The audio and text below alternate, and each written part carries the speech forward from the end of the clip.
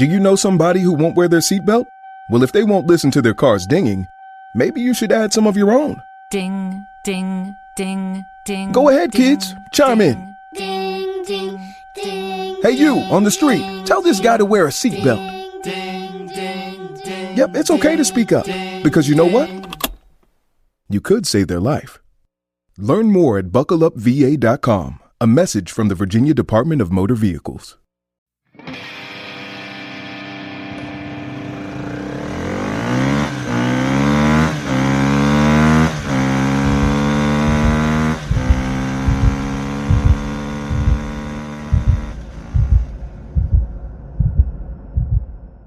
Greetings and welcome to another edition of the Agile Uprising podcast. I'm your host again, Jay Hersko. Joining me once again, I have my fellow partners in crime, Mr. Jonathan Schneider.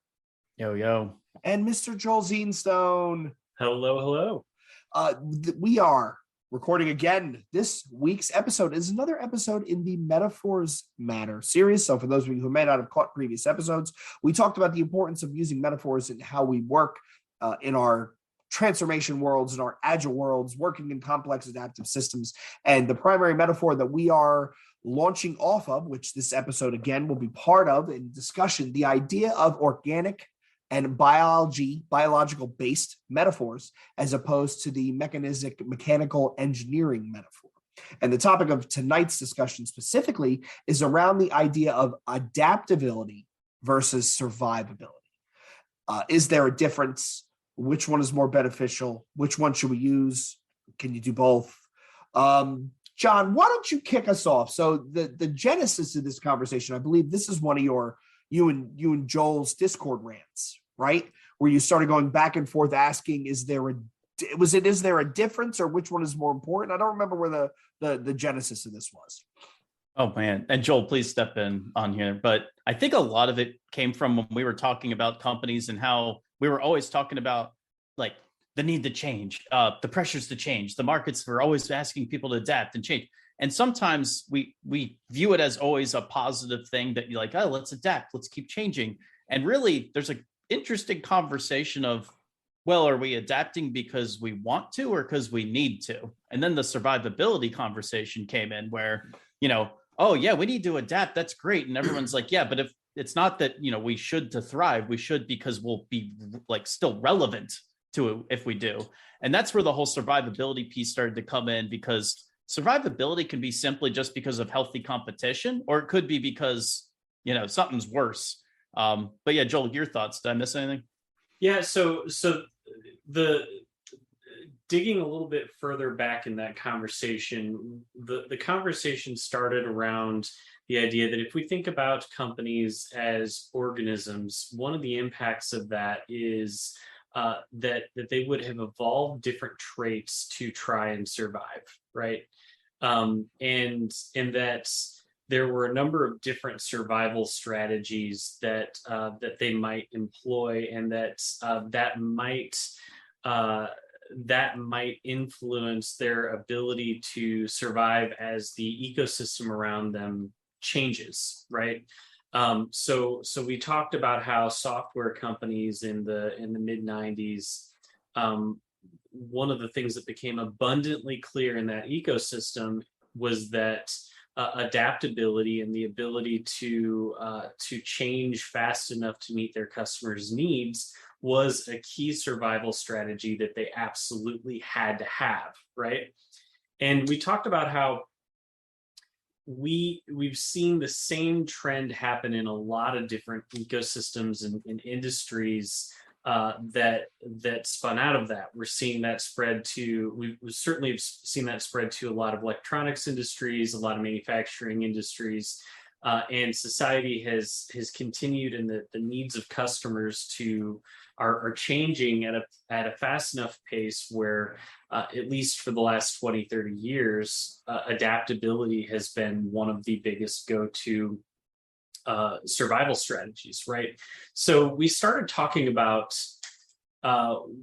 whether or not that was always the case. What are some of those outliers? For instance, we talked about. I remember us bringing up IBM as an example of. We talk about IBM in Agile circles a lot as this company that failed, and not failed as in like they're no longer in existence, but as this behemoth that is still big but no longer on the cutting edge of things. And by the way, if anybody from IBM is listening, I'm so sorry, but we in the Agile world we talk about IBM and some of the other behemoths as being supplanted by the Googles, the Apples, the Microsofts, etc. And I think where we kind of left it was maybe IBM's survival strategy wasn't to be adaptable, and maybe technically it worked, right? Because they are still around. They are one of the biggest patent houses in the world, right?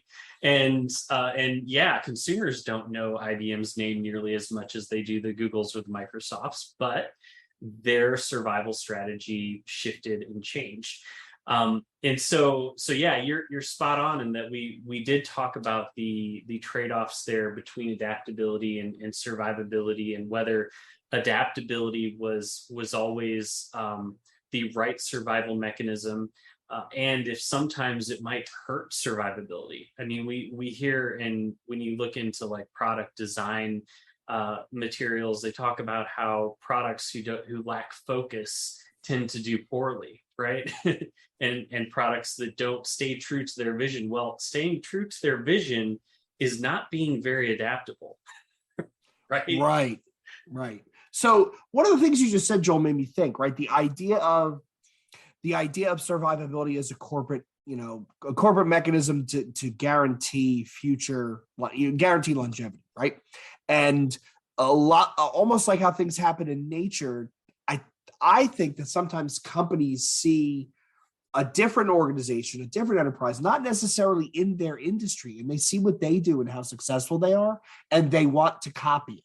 Mm-hmm. Because they think, oh, well, if John did that and John ended up at X and I want to end up at X, I should do what John did.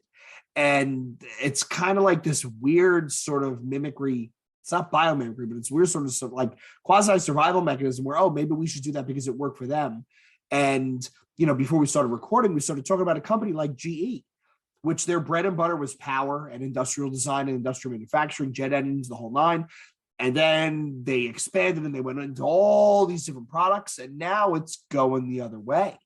And maybe were they trying to be so adaptable that they actually denigrated their chances for survivability because they became too broad?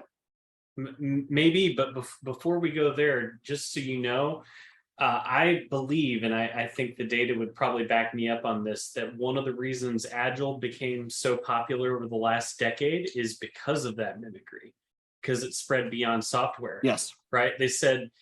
Companies said, oh, well, that's working really well for technology companies, so why don't we try that in making houses or whatever, right?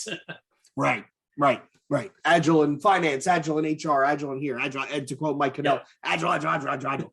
But we never stop and go, is it the right fit? So, John, let me ask you, is there a trade-off between adaptability and survivability? Are you sacrificing one for the other or vice versa? So we kind of already alluded to it. In a way, yes, because it depends on the company vision and what people are trying to achieve. So we already talked about how part of having the survivability is the ability to adapt. So in a way, it's there. But we also just talked about how just because you need to adapt to survive doesn't mean you want to. And that's where more behavioral and psychology things comes into play. Even in nature, right? Some things are just very stubborn and they're like, well, I'll survive, I'll be fine. And once again, they get extinct. That's why we have things that actually go extinct. So when there's a trade-off, I mean, what's the expectations of what we're trying to do here? Yeah, if we just want to survive and coast and just be good at where we are, there are companies out there just like that, right? There are people that start their own business, make $10 million, and they're like, I'm awesome. Like, I'm good. So now I'm just going to continue to adapt to sustain what I've built because I'm happy, I'm fulfilled. Once again, in nature, this happens. I would say the trade-offs get really interesting when adaptability goes beyond just being able to survive. And adaptability is more around growth and continuing to adapt and adapting to be better. I think this is where the evolution inside of the human side, if you actually look at how we've adapted throughout, look at how humans adapted compared to the rest of nature. It's insane how much further we have gone because we didn't just survive. We are thriving than any other living organism, and it's not even close. But so now that you've said humans, right? You've introduced the biology piece. Here we go. We're talking about adaptability and survivability. Is there a third side to this triangle that we're not talking about? And it's the side of evolution, right? So you think about it. The only reason we as a species, Homo sapiens for Craig Larmanites, the only reason why we have actually thrived is because we have consistently evolved to a place where we landed where we are. And in evolution, there are multiple steps that are taken. Some work, some don't. Some are aberrations, which barely make it out of the womb. And some evolutionary attempts, they're just evolutionary dead ends. And the book I'm reading is dealing a lot with evolutions and gene theory and all that sort of stuff, how our genes drive us. And there are multiple dead branches in the Homo sapien tree. There were multiple, Neanderthals and Homo erectus, and there are multiple branches that they kind of evolved with us, but for whatever reason, our language is the primary mode, primary argument, right? We have subsumed them. So maybe companies, I mean, not to be glib or pessimistic, but maybe they should look at themselves like an organic entity that, maybe we've evolved to a point. GE evolved to the point where they evolved and they were no longer fit for purpose. Right. Yeah, so keep in mind real quick, based off the human comment you made too, and I will not pronounce these evolution stages because they're very complicated, but there was like 5 or 7 stages, right? And of those 5 or 7 of that came out that were human-like, because early in the state, there wasn't just, Homo sapien. That was the last one. There were 5 or 7, and all of those other ones died off because they didn't survive. And you're right. I think it wasn't just because people adapted. They also got lucky and evolved based off where they went. So that's part of nature and business as well. Mm-hmm. So I'm wondering, when we look at evolution as kind of a third factor here, the evolutionary mechanism isn't individual organisms' ability to adapt or survive, right?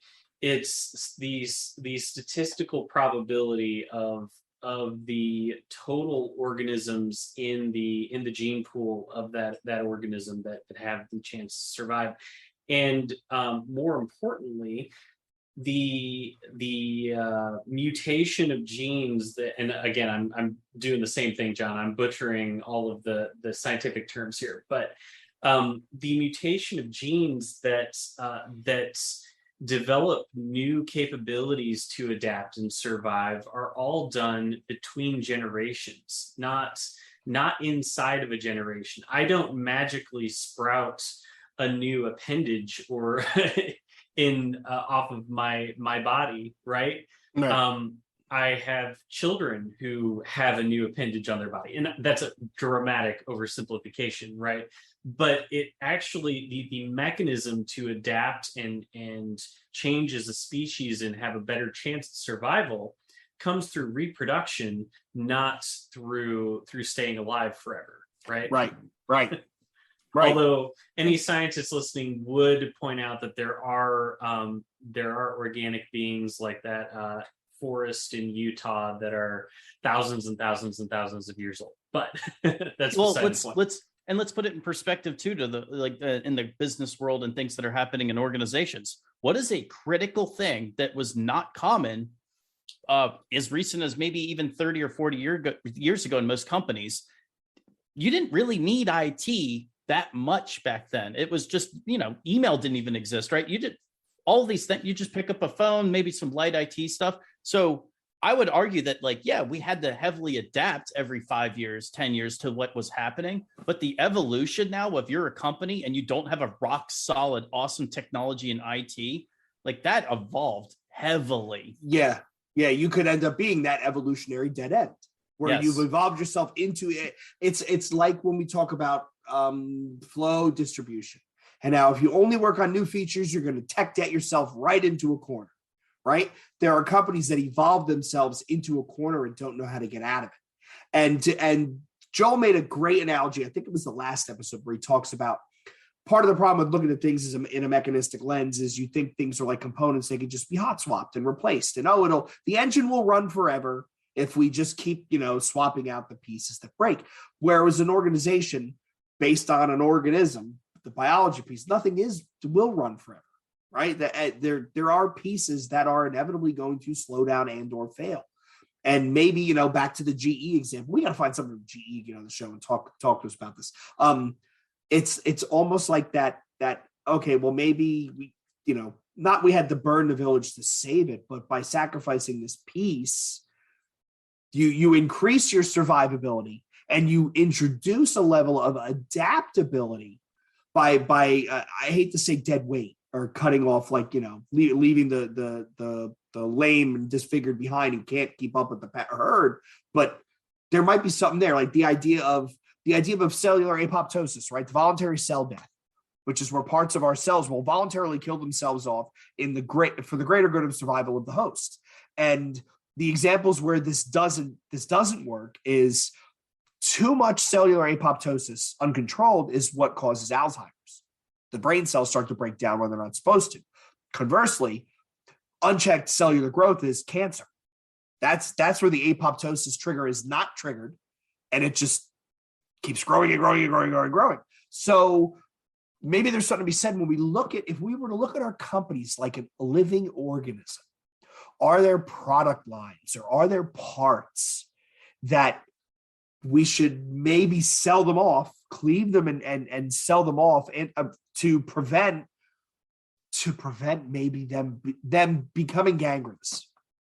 So I think the answer is we've seen that play out over the last few generations of companies, right?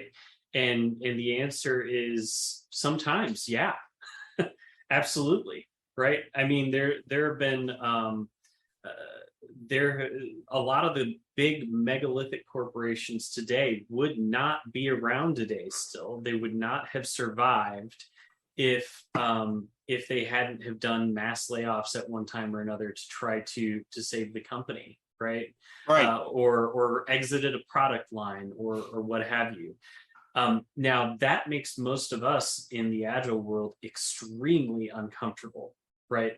Because we very much are about the individual human side element and think about the impact that these megalithic corporations have when they make decisions based on raw numbers like that. And there are podcast series, there's books, there's a lot of really smart people who have argued that that's the wrong thing to do.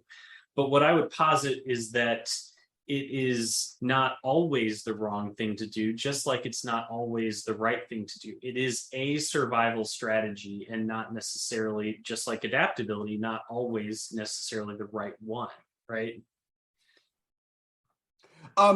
You just made me think of something, Joel. Is the secret that maybe the smart companies are getting to, or maybe do more organizations think this way, is I'm going to use Kellogg's as the example, right? Big, huge, multinational food corporation, right? Manufacturing snacks, convenience foods. They just announced they're splitting into 3 separate entities, right? Cellular mitosis, right? They have one entity, which is just the cereal business. They have another entity, which is plant-based stuff. And then they have a third one, which I think is just like junk food or something like that. But that actually to me, that increases the potential survivability of the company, because for lack of a better analogy, they've Chinese walled different parts of the company. So then this way, if say people decide, you know what, enough of this plant-based shit, right? Give me the HFCS, baby. Give me the HFCS.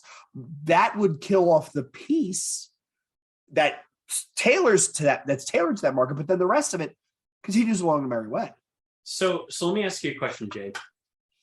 Why do species have more children than to simply replace themselves?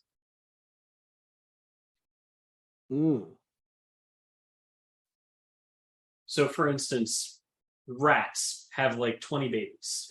Right. And the larger mammals, the larger the mammal gets, the less offspring it has. Like humans, elephants, whales, it's 1-to-1. Right. So for a minute, think about why. Why is that? I actually know the answer, but I don't recall it. It was just in that book Scale by Jeffrey West. It has to do with like allometric scaling laws and bodies of a certain size. Yeah.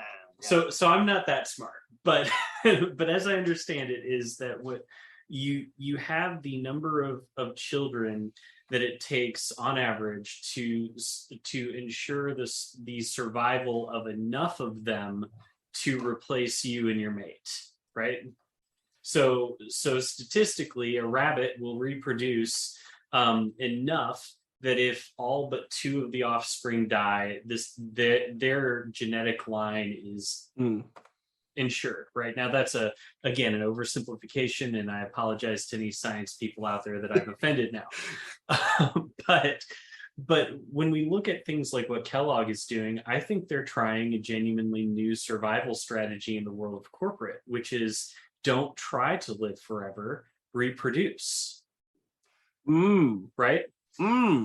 And so instead of having one Kellogg corporate, which for the past 150 years would have been the strategy, right? They said, let's split ourselves into 3 companies. That way, let's say everyone decides that they've had enough of cereal, which I don't know why anyone would have a problem with cereal, but let's say that they do. Well, if that one dies, the genetic heritage of Kellogg's lives on in the other 2, or has a greater chance of living on, right? So I think the idea of reproduction as a survival strategy is something that a lot of companies haven't really explored because of our kind of mechanistic thinking things. So weird thing that came to my head while you were saying that, Joel, and I'm going to go probably really left field on this. When you're trying to do that concept that you're talking about of just, how can I replace? Well, sometimes you get an awkward mutation or adaptation out of that, right? All of a sudden your child's 7 foot tall and can play in the NBA. Wow, that was weird. Like, things happen. And people try to look for those things, and some of it's luck, but some of it, you can kind of control it, right? Because your son that's maybe only, or daughter that's only 5'5" or 5'8" can still be a really good basketball player because you can work it. So where I'm going with this is think of the innovation backlog and things that are so hot right now in all these companies where they want to innovate. How much pool do you need to actually further innovate your company? Well, if you're a company that makes $500,000 and you want to innovate, that's drastically different than your company that's 1 billion or 50 billion and you want to innovate. The stakes are different. So how much volume do you really need to produce, and how much of that volume succeeds? Jay, you probably know the statistic. How much innovation ideas actually succeed in a company? Like, less than 3 or 1%? It's well low single digits. Yeah. But that goes back to the whole like rat mentality. There's gonna be a ton of them because you need to survive. And innovation's hard. You got to produce a lot of it. And you got to produce a lot of crap, right? Yes. But that's kind of where my head was going is, and then you'll have this random nugget where sometimes it's, our 1 billion became 1.1 innovation. And sometimes that 1 billion just became 30 billion because you all of a sudden had a 7-foot child that you can exploit. I think that's where it gets interesting on the adaptability and survivability, where sometimes you adapt to survive and accidentally thrive, and that's okay. And that happens. But I think it's the opposite usually happens is you adapt to survive. And then to your point, Joel, it's just, we're going to keep doing this. We're going to keep doing this. But that's kind of what went to my head. I thought it was an interesting thought. That's all. But that it is interesting because it ties to the idea of in attempting to thrive, you end up surviving, but in attempting to thrive, sometimes you end up collapsing, right? Like there's that I mean, John, the other side of that example is your kid comes out 7 feet tall, which is great, but he has Marfan syndrome. Yes. Right? So his limbs are now growing at a rate that exponentially his body will not be able to support. There's all those health risks that come with that. So there should be a tacit understanding that from the people who are steering the boat, for lack of a better analogy, that there is a chance we can innovate our way into not only obsolescence, but just on existence. You talked about so that when you talked about the importance of innovation, because innovation does lead to adaptability, which vis-a-vis could more often than not will lend to something like survivability. It also emphasizes the importance of ring fencing those experiments so that they won't infect the greater whole, right? So this goes back to the Polchinski principles, where the 3 steps are variation, survivability, and selection. Variation is you try new things. Survivability is no matter what you try, it needs to be survivable. To Joel's analogy, it can't kill the host. It needs to be something that will continue. And then when you try something and you do survive and it does have beneficial, you make sure that that trait is selected, go forward. So back to like Homo sapiens, Greg Larman.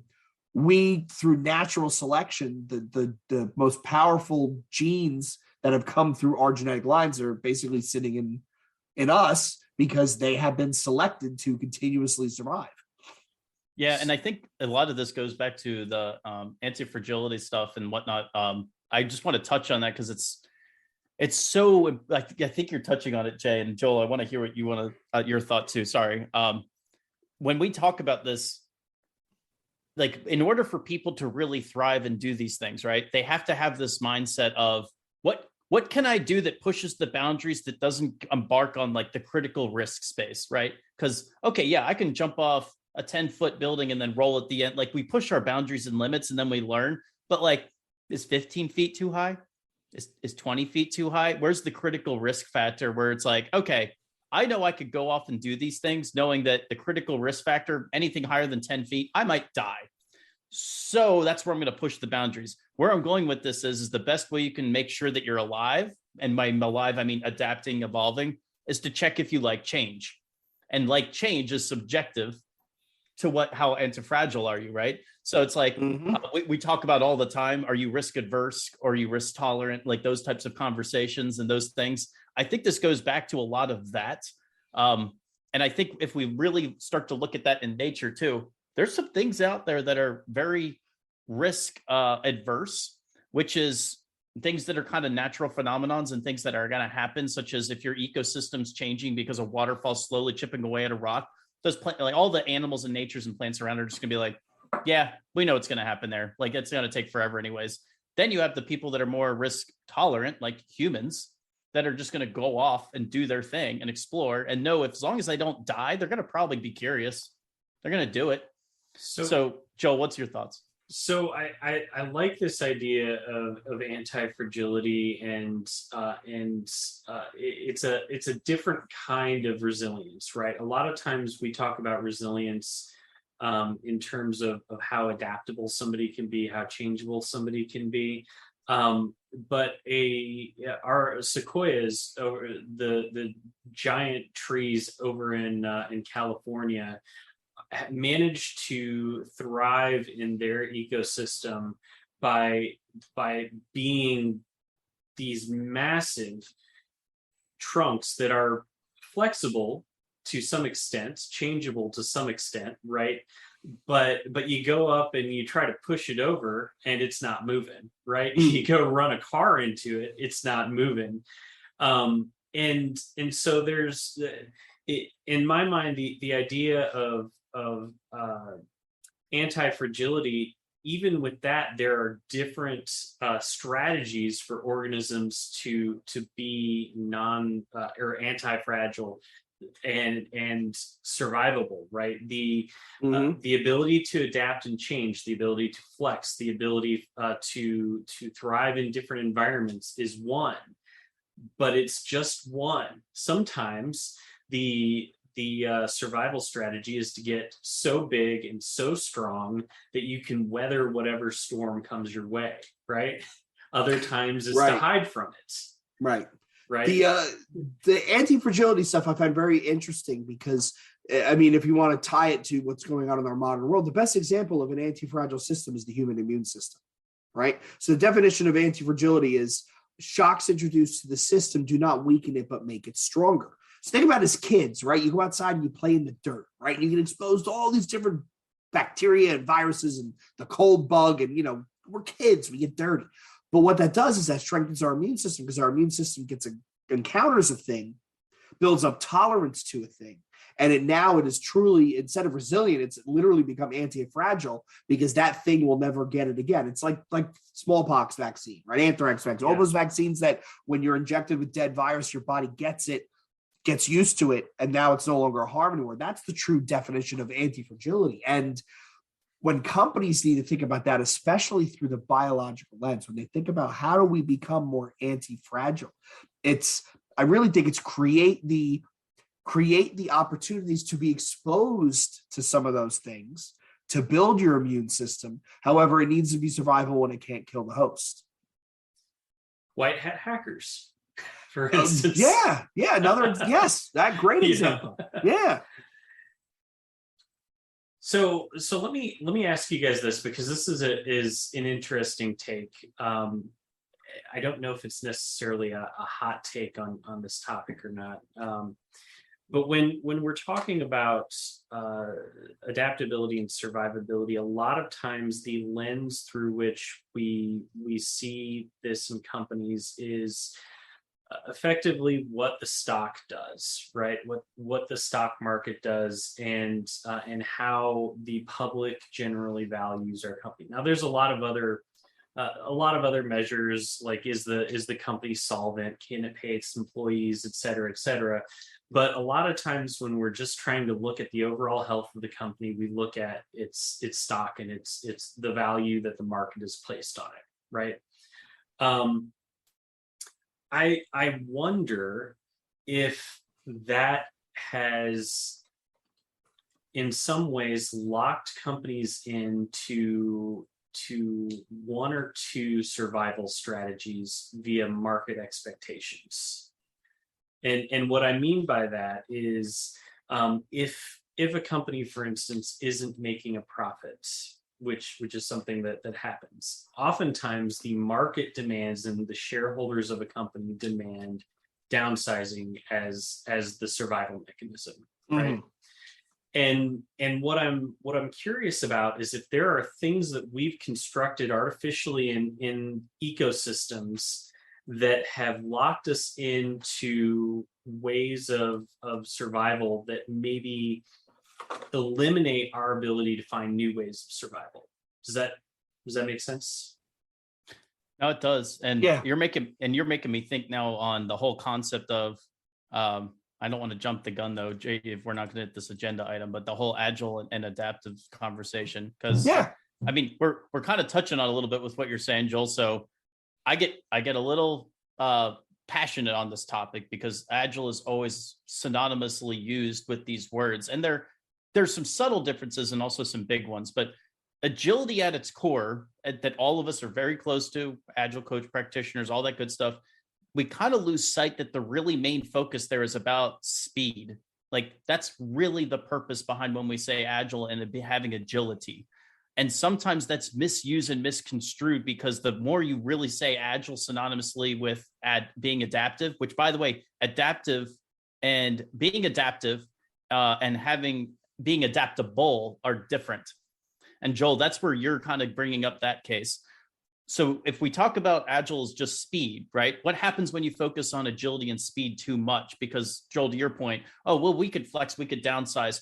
That's just being adaptable, right? Because you have another option. It's no different than saying, I have a table that seats 6. Oh, I have 10 people coming over. Well, luckily my table's adaptable. I can move it to 10 people. It's a very easy, it's adaptable. We can just adjust, just like layoffs, but that's not being adaptive. You're not changing yourself. You have you're one trick pony, right? Or whatever it is. So when we talk about agile, it's speed, right? Where people sometimes misunderstand that sometimes going slower is okay to deliver, or sometimes we undervalue the thinking process, which agility sometimes overlooks. where, they have a premature bias of doing instead of thinking. I could go on and on where agility sometimes has cons and things to these. I get a little upset when people say, well, we're agile. Well, let's talk about your adaptability and how adaptive you are, because right now, yeah, you are adaptable. You have this mode if this happens, this mode if that happens. Guess what? So do the other thousands of companies. Right. That's not what we're talking about. It's not really adaptive. You literally you're basically multimodal Yes. until such time as you're presented with something that Yes. none of those models and modes work. And this is like in nature, right? It's like, oh, it's winter, I gotta hibernate. Yep. They're adapting to the season. Same thing everyone else is doing. Exactly. Mm-hmm. There was I think it was last year at the Agile convention where they talked about, I think it was Simon Wardley and Kent Beck had that conversation around the whole usage of the word agile. And I think Kent actually said that, it was kind of a bad choice for a word because everybody wants to be agile. It was a bad choice because it doesn't, you're going to hear that. You're going to, yeah, of course we want to do agile. We want to be agile. And there is a difference between agile and adaptive and adaptable and anti-fragile, and these things that we're talking about. There are, and it's not just a semantic conversation. There really is subtle differences that, when amplified by behavior, make big waves. Well, I think the whole premise of this entire conversation is that semantics matter, right? Yes. That the words that we use matter. And with agile and adaptive and all of these, even adaptive, I think still has that core weakness of, who would say we don't want to be adaptive? Nobody would. Yeah. Right. Yeah. And one of the things that I kind of like about where we're going with mechanical versus organic is that it is a genuine choice that people have to think about, right? That, it is kind of attractive to think about the world in a mechanical viewpoint, right? To the point where Lef, one of our fantastic co-hosts here on this a couple of episodes ago, said, well, could we combine these two? Could we do something that's both biological and mechanical? and so I love the idea that that hopefully the next thing that comes out, whether it's this or something else, isn't something that everyone just inherently wants to be or agrees with, right? I think we were talking on our Discord chat in the AU Discord, which, by the way, shout out to that. If I try to do this every podcast and find a way to work our Discord server into the mix somehow. Awesome. It is awesome. But in there, one of the things that we were talking about here the other day was just the amount of pure BS that gets spewed on LinkedIn, right? and how it's all stuff that everyone, of course, I agreed. Water is wet. It's powerful, wet stuff, And so I think whatever movement this takes, it's got to be something that's genuinely controversial, that people have to think about whether or not they want to be that, Well, and I want to touch a little bit too on when we were talking about the adaptive stuff, because adaptive, really, you're talking about things like you want to change yourself for itself to accommodate and maximize a benefit of a change, right? That's the whole reason you want to be adaptive. So if that's the intent, something has to trigger a person or itself, but usually we're talking about people here. What is triggering that? And usually when you look at organizations and businesses, what do people start to now get to? And there's a lot of people that think this is virtue signaling and just people, but there's some truth to it. And this is where people start to hang on their hat about what's their purpose? Why would they want to adapt? Why do they care? So this happens naturally all the time too, where people all of a sudden have a need to survive because, oh, I'm going to have a kid in 9 months. Well, that changes people. They have to adapt. And then they have a sense of purpose when they become a parent, because that's very different. And it motivates them to do different behaviors and different things. And it's because it gives them a sense of purpose differently. So if we talk about getting a sense of purpose, and I don't want to get too off the rails here, but it's important to note that like we're talking about survivability and adaptability. Yeah, if you want to get more adaptive, I mean, let's talk about purpose, right? So how do you get purpose? Well, you want to be able to change yourself in order to capture opportunities to get potential value. Yeah. You want to recognize those opportunities, and then whether or not that's actually going to benefit you or not, inside or outside the organization, let's say, right? Sometimes people are motivated by purpose because it's not even something that will help them within the organization. That's okay. Achieve all the above, and this is where it's key. Are you going to be able to do this at a standard pace that still creates value? And I think that's where Agile's misconstrued, because everyone just thinks, oh, just go as fast as possible. That's not always true, because knowledge working and all that, we all know that going as fast as possible, like I will say, let's say Elon Musk is a great example of this. He could have gone faster to build a rocket and build what he did, but he didn't, because he knew, let's move fast because we have budget constraints and all that. But we also have to make sure we build the damn right thing, otherwise it won't work. So yeah, I'm going to delay the Tesla car for 2 years. You know why? Because it's the right thing to do. Right. I'm going to keep building it. So little things like that. And then obviously, to close it off here, gives the organization an adaptive advantage. That's the key piece too, when we're talking about purpose. Like, you want to adapt. Well, why? Well, we get a competitive advantage. I think these are important things to drive purpose. And I think going back to the organic side of this, I think these organisms probably have a purpose in their head for why they would need to adapt, right? And I think, Joel, you were talking about it with the analogy with the rats. They have a purpose. No, it's in their genes. It's a little different because the evolution has to change it. But that's what I was thinking. But curious if you think differently, or if that's so. I'm gonna say something that we're gonna hear no, not even 1,000. We're gonna hear 1,000 million Scrum Masters cry out in sudden pain when I say, oh, here we this. Go. What if we've been looking at purpose wrong? Like our whole movement, and this is a hot take. I realize this. I'm probably not going to hang my professional hat on this. But what if for the last 20 years our all of our material on purpose has been wrong? Our material on purpose for the last 20 years in the world of Agile and the world of corporate America, et cetera, has been, our purpose is to deliver value to customers, right? Customer centricity is the core of every Agile presentation, every Agile transformation. It's at the very beating heart of Agile, right?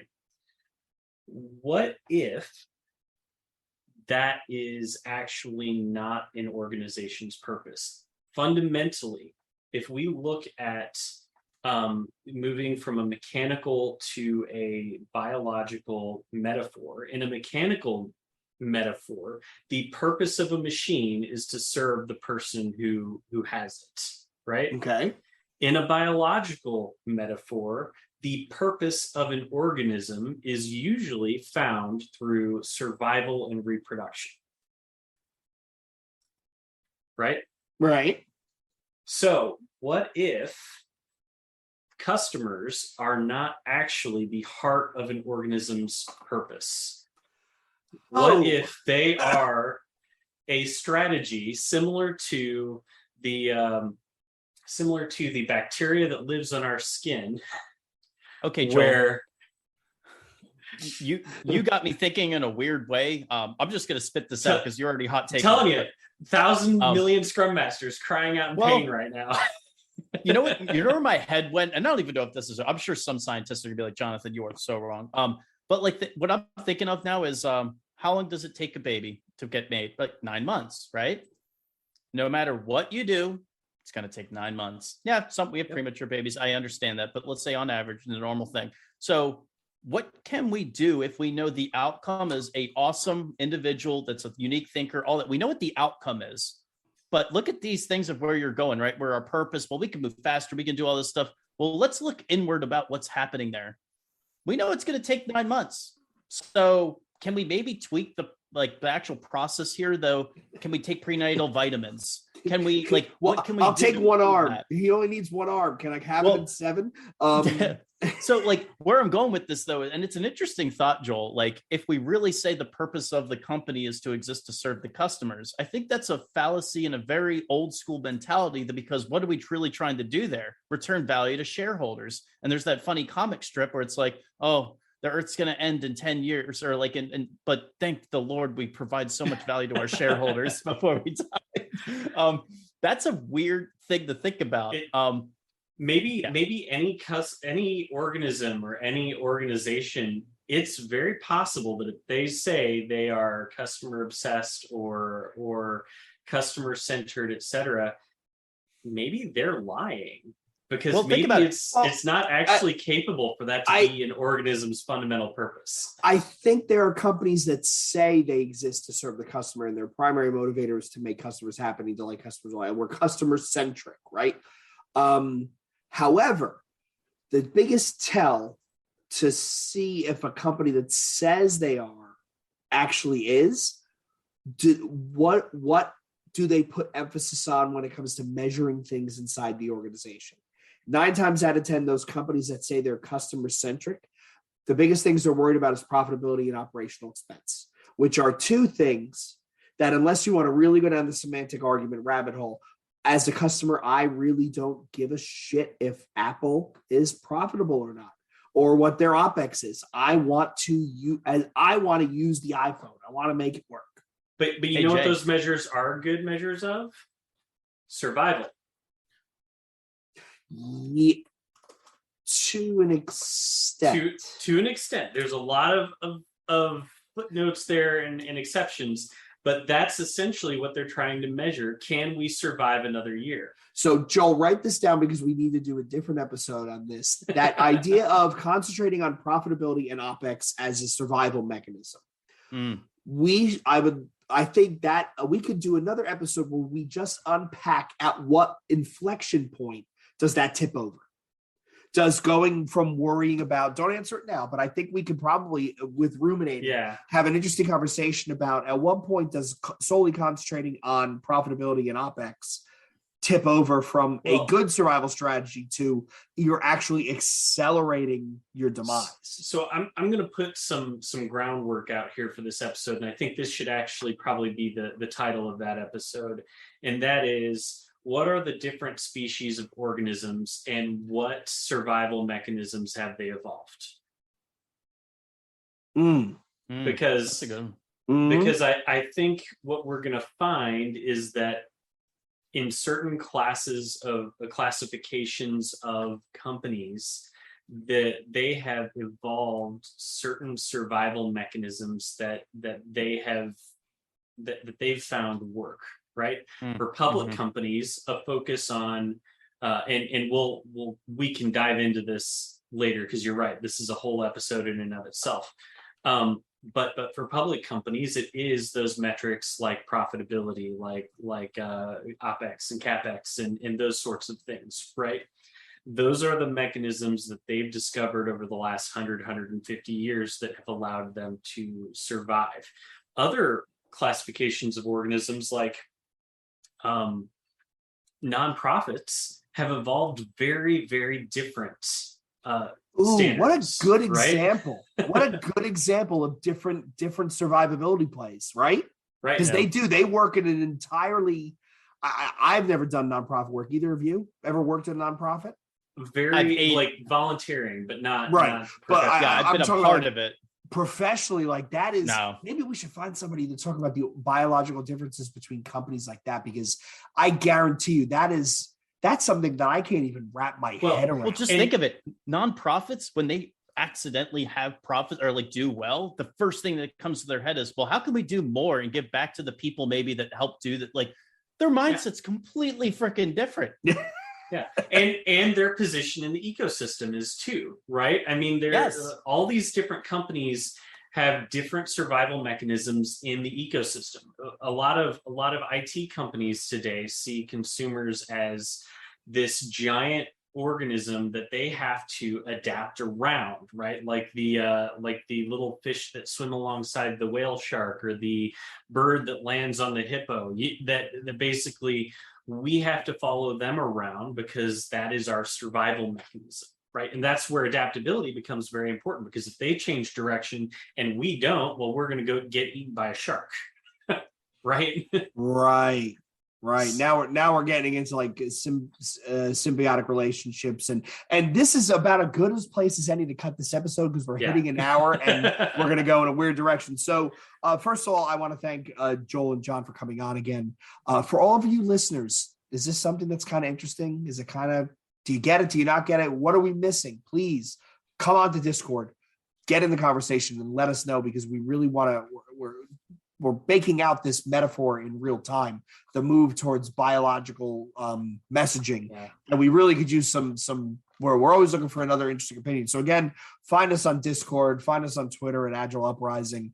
We have a Patreon, blah, blah, blah, blah, blah, blah. Thanks to Machine Man Records and Krebs for providing our outro music free of charge. Hope you enjoyed this episode. And until next time, this is the Agile Uprising podcast signing out.